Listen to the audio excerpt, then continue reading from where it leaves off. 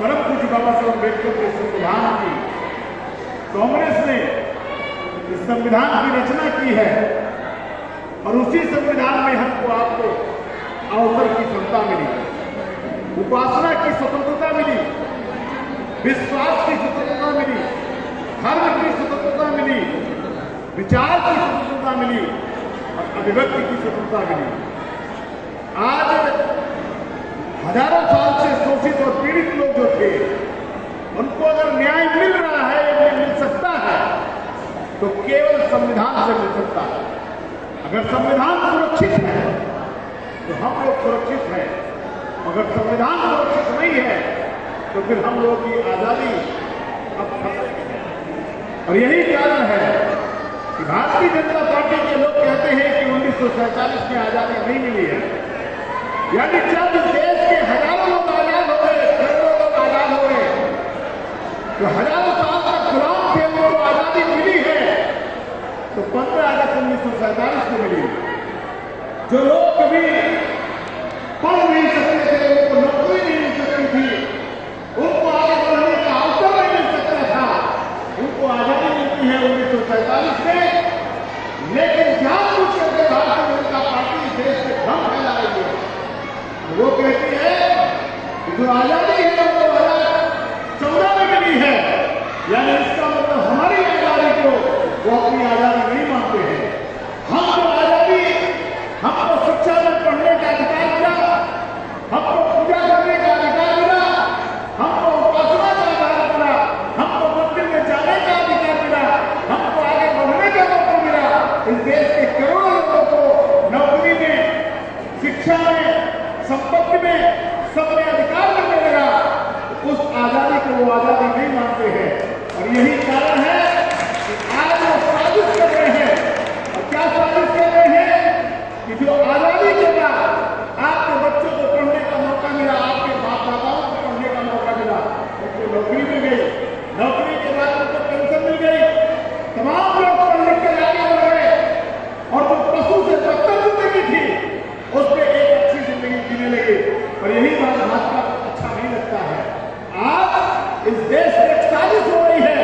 कि जो हजारों साल की आजादी आपको मिली थी, उस आजादी को खतरे में डालने के लिए वो संविधान को जो है, संविधान को ही बदल डालना चाहते हैं, संविधान को ही इस देश में बदलना चाहते हैं। वो चाहते हैं कि इस देश में हजारों साल का वो काला कानून जो मनुस्मृति का कानून है उसको वो लागू करना चाहते हैं। वो चाहते हैं कि आपकी जो जिंदगी है वो खतरे में पड़ जाए, आपकी आजादी खतरे में पड़ जाए और इसीलिए वो संविधान को नहीं मानते हैं। जो लोग संविधान को नहीं मानते हैं, जो संविधान विरोधी लोग हैं, जो लोकतंत्र विरोधी लोग हैं, जो इस देश के विरोधी लोग हैं, हमारा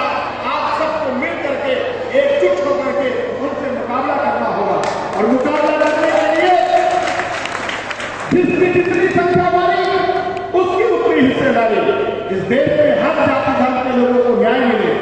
हर जाति के लोगों को न्याय मिले, इसके लिए राहुल गांधी जी कहते हैं इस देश में जाति जनगणना कराई जाए, चाहे वो नट हो, चाहे मीडिया हो, चाहे चमार हो, चाहे पार्टी हो, चाहे धोबी हो, चाहे कहार हो, चाहे किसान हो, चाहे महिला हो, चाहे जिस जाति के लोग हो, चाहे वो पिछड़ी जाति के लोग हो, चाहे वो पिछड़ी जाति के लोग हो, चाहे वो अनुसूचित जाति के लोग हो, चाहे वो किसी भी जाति के लोग हो, चाहे वो मुस्लिम समाज के गरीब लोग हो, सबको इस देश के न्याय मिलना चाहिए। और जब तक इस देश में सबको न्याय नहीं मिलेगा, यही महिलाएं बैठी हैं, इनको कभी बराबर का हक नहीं मिलता था, आज कम से कम इनको आजादी मिली तो पढ़ने लिखने का मौका मिला, इनको नौकरी में मौका मिला और आज इनको चुनाव लड़ने का भी मौका है। यही कारण है कि किरण चौधरी 5 करके दी है। लेकिन जब नए प्रधानमंत्री कहते हैं कि हम आपको जब तक हर क्षेत्र में आपको बराबरी का हक नहीं देंगे तब तक की लड़ाई हम करते रहेंगे। तो हम उम्मीद करते हैं कांग्रेस को मजबूत करने के लिए, जब नए प्रधानमंत्री को मजबूत करने के लिए आप गांव-गांव में जाकर के कांग्रेस की नीतियों का प्रचार प्रसार करेंगे, किरण चौधरी जी के हाथों को मजबूत करेंगे और इन्होंने कांग्रेस की सदस्यता ली है, कांग्रेस की आस्था व्यक्त की है, कांग्रेस पार्टी